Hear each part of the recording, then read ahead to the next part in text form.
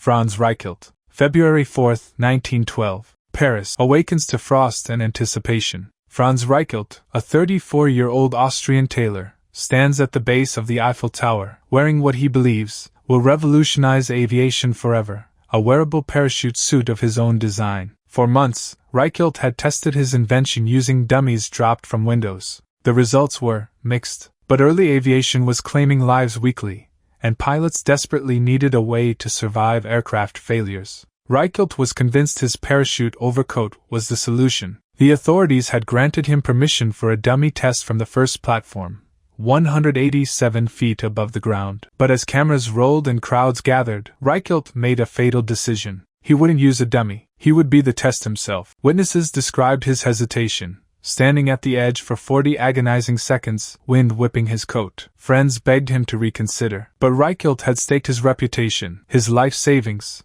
and now his life itself on this moment. At 8:22 a.m., he jumped. Instead of billowing into a parachute, his coat wrapped around him like a shroud. He plummeted straight down, hitting the frozen ground with such force that he left a 6-inch crater. The flying tailor died instantly, his dream crashing with him into the Parisian earth.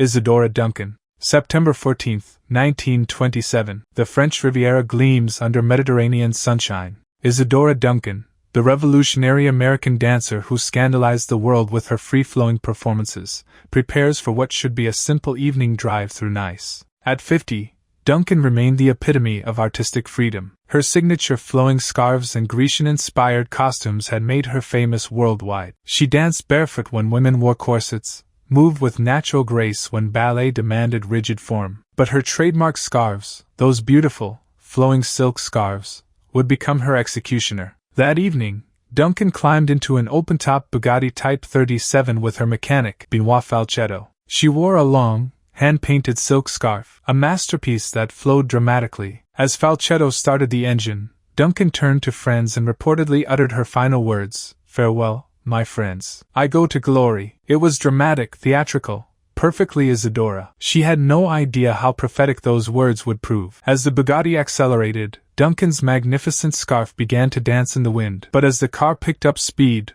the scarf caught in the spokes of the rear wheel. In an instant, the silk that had defined her art became a noose that broke her neck. Duncan was killed instantly, her body thrown from the vehicle. The woman, who had spent her life celebrating the beauty of movement, was killed by the very element that made her art immortal.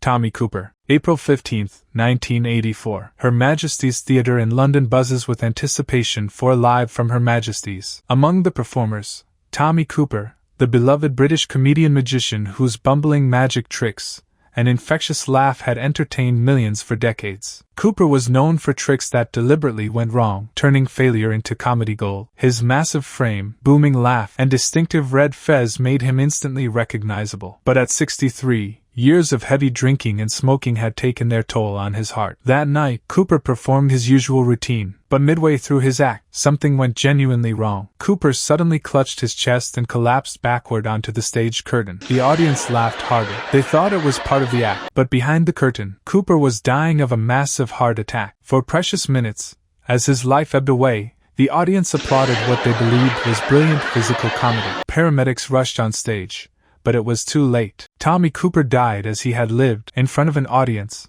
bringing joy to others even in his final moments.